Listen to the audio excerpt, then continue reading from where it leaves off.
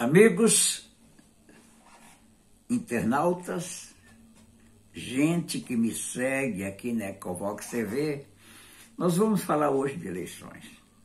Nós estamos há 5 meses das eleições presidenciais e a coisa pega fogo assim nas discussões, as bagunças, enfim.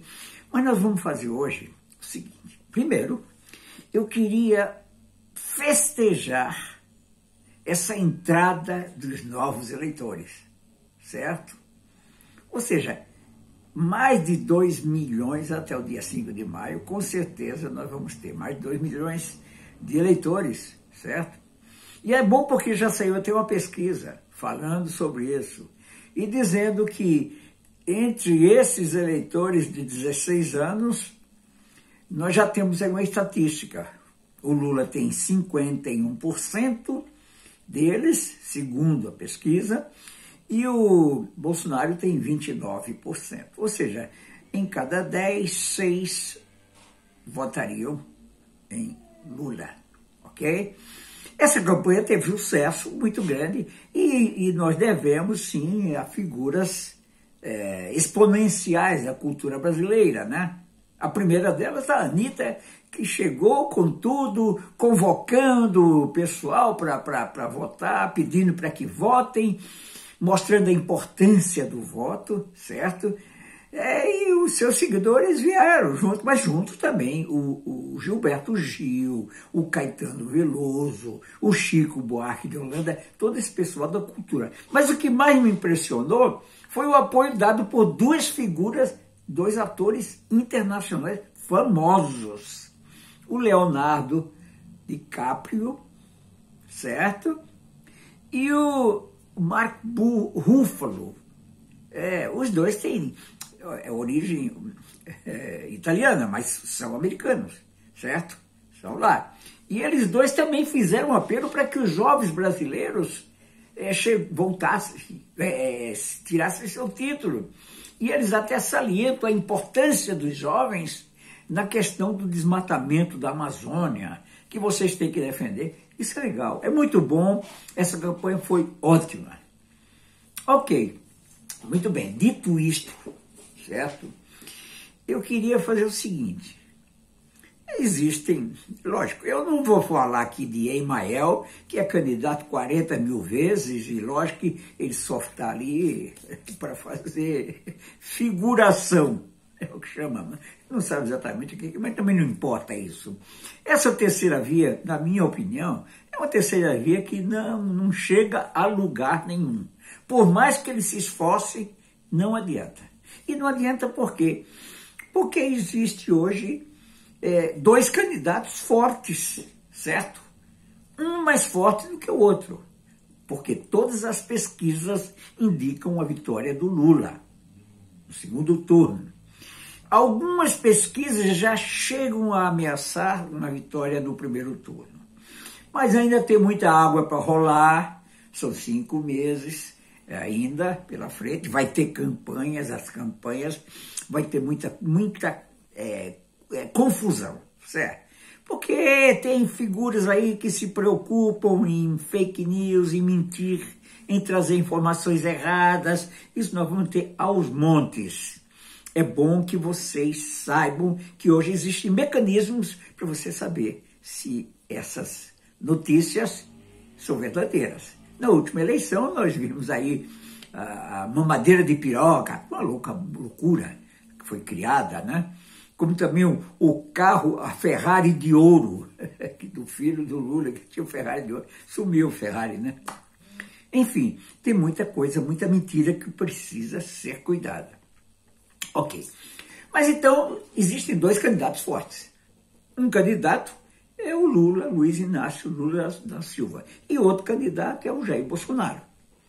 Os 2 tiveram mandatos, certo? O Lula foi presidente por 2 mandatos e o Bolsonaro teve mandato agora, está tendo ainda, certo? Então vamos fazer uma comparação entre os 2. Mas eu vou partir do segundo mandato do Lula e do primeiro mandato do Bolsonaro, né? Mas como é que a gente pode fazer isso Se eu tivesse de puxar todos os ministérios, ia ser uma confusão que não tem mais tamanho. Então, eu escolhi 2 ministérios fortes e importantes da República. O Ministério da Educação e o Ministério da Saúde. Então, vejamos. Quem foi o ministro da Educação do governo Lula? Foi o Fernando Haddad, certo? E o que ele fez? Bom, criou 18 universidades federais, criou uma universidade, criou o ProUni, o FIES, 360 institutos federais, certo? Que esse instituto é esse ensino técnico, correto? Enfim, bom, e o Bolsonaro? O Bolsonaro criou uma única universidade federal, que foi o Norte Tocantins, certo? Que também nem está funcionando muito bem. Mas é claro que o Lula teve um ministro, que foi o Fernando Haddad, certo? E o Bolsonaro teve alguns ministros, certo? Veja, teve um ministro, aliás, que ficou só 5 dias, o Carlos Alberto Decotelli. Vocês se lembram? Aquele que apresentou um currículo errado, aí veio aquela reação monstruosa, e o Bolsonaro, para, não toma posse não. Então demitiu antes de tomar posse. Nomeou e demitiu. 5 dias, ok? Mas existiram outros. O primeiro ministro dele foi o Mendonça Filho. O segundo ministro foi Rocieli Soares. O terceiro ministro foi Ricardo Vélez Rodrigues, colombiano. Um colombiano ministro da Educação. Nem fala português direitinho, mas ele se naturalizou brasileiro, ok? Mas era um ministro colombiano, entendeu? Bom, depois veio Abraham Weintraub. Esse Weintraub também, Áustria, sei lá, não é que é, mas não importa, está aqui no Brasil. Veio depois o Milton Ribeiro, aquele do escândalo, aquele é o pastor que juntou outros pastores, que fez um gabinete paralelo e entrou aquele escândalo da corrupção muito forte no ministério, em cima aquelas propinas solicitadas aos prefeitos municipais. Isso é uma coisa escandalosa que aconteceu, certo? Aí ele caiu e agora entrou no lugar dele o Vitor Godoy. Ou seja, 1, 2, 3, 4, 5, 6, 7 ministros da educação.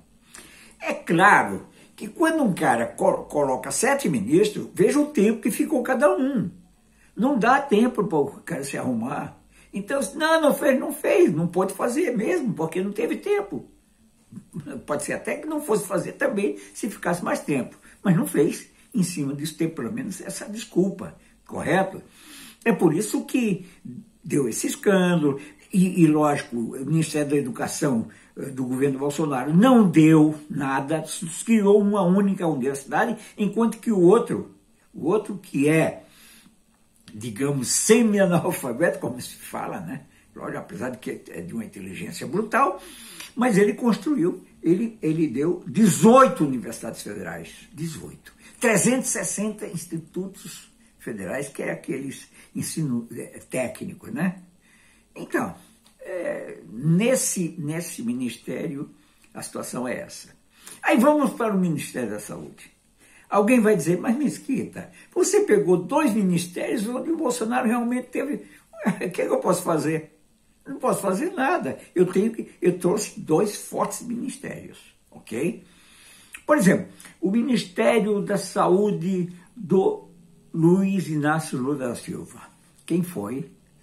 Foi José Gomes Temporão.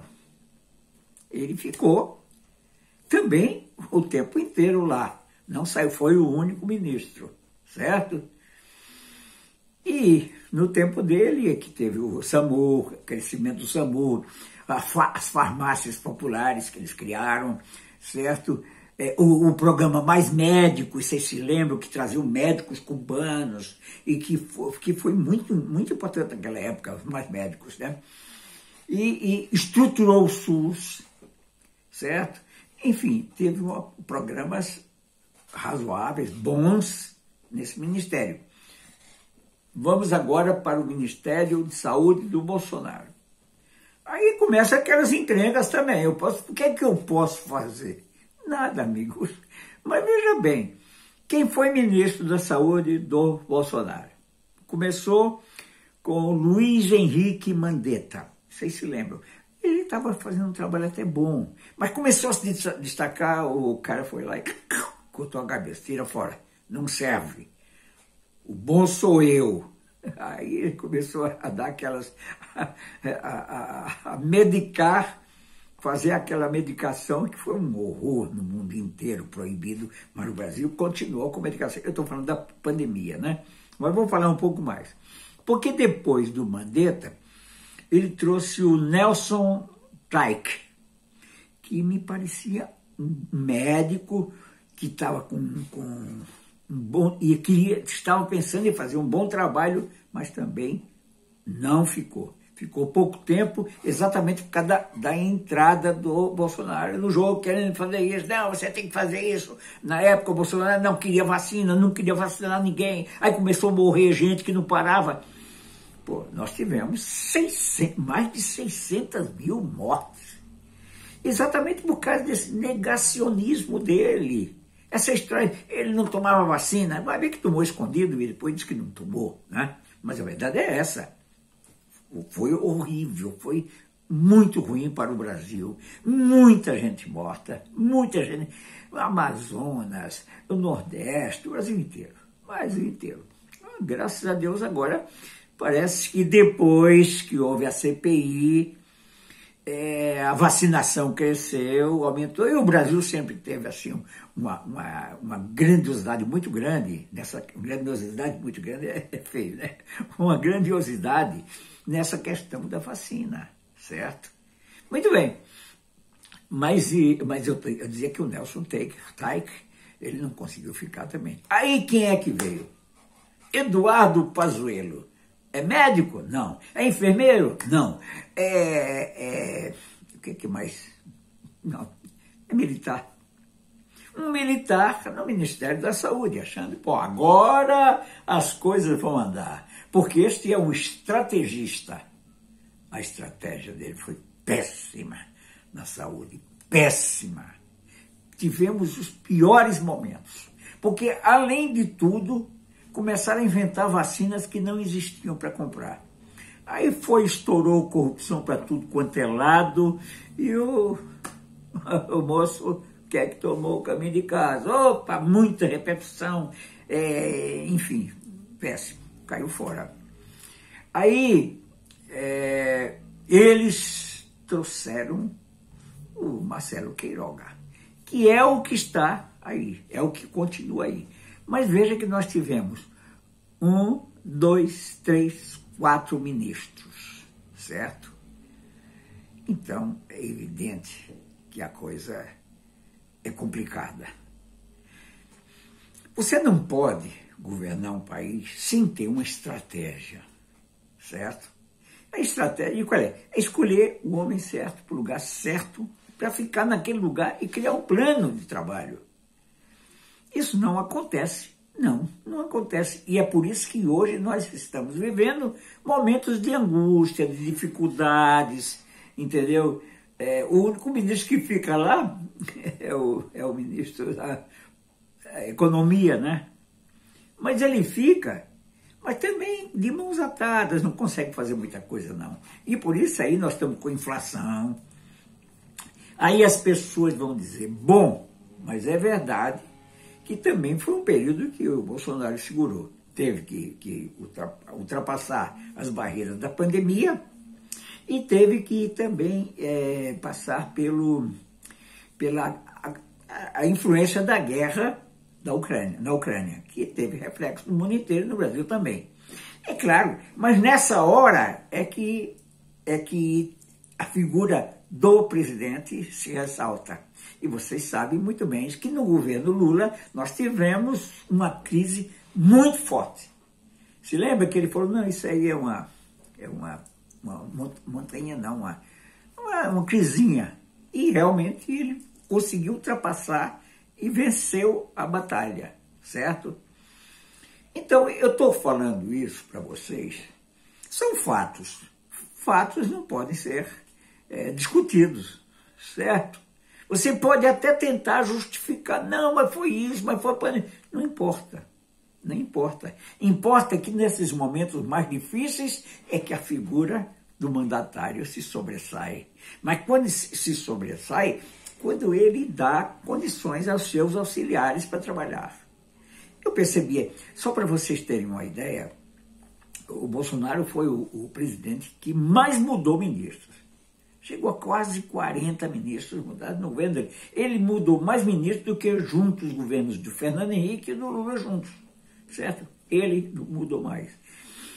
Aí você diz, bom, mas ele mudou porque os caras não estavam trabalhando direito. Sim, eles não estavam trabalhando direito porque colocaram o cara errado no lugar que deveria ter um homem certo, certo? Então essas coisas são coisas que pesam. Mas eu trouxe todas essas informações para que vocês possam avaliar e ver. Agora, se vocês não acreditarem, vocês façam uma pesquisa e vocês vão perceber que o que eu disse aqui está dentro da realidade, entende? Foram dois governos, os dois governos mostrados aqui, as formas como eles atuaram, certo?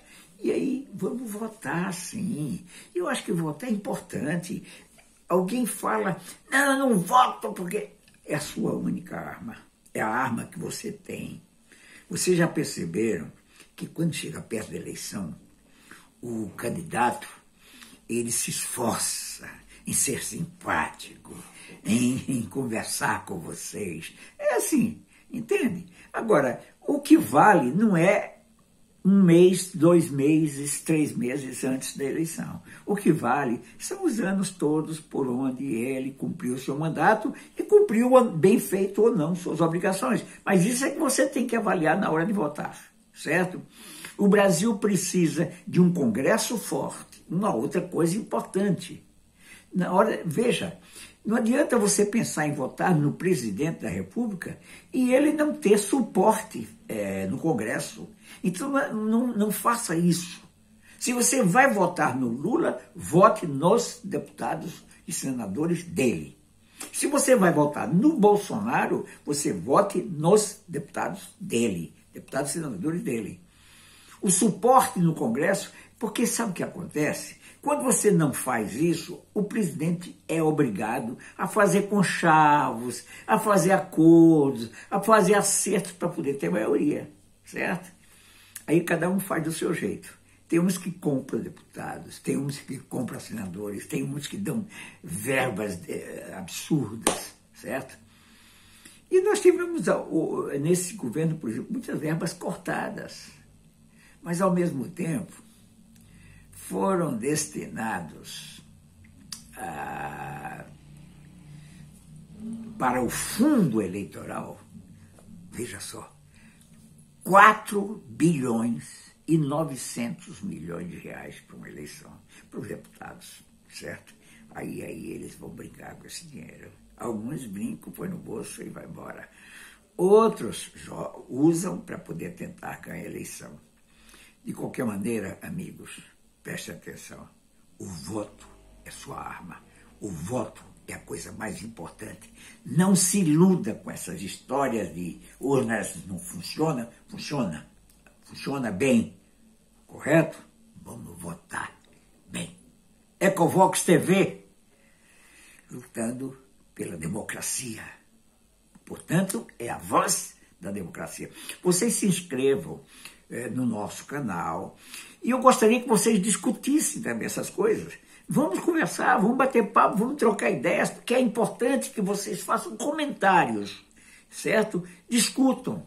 Se você achar que eu estou errado, você pode fazer comentários, dizer, não, olha, Mesquita, aqui é assim, olha, não tem problema. Eu acho que é assim que a gente esclarece tudo. Ecovox TV, um grande abraço.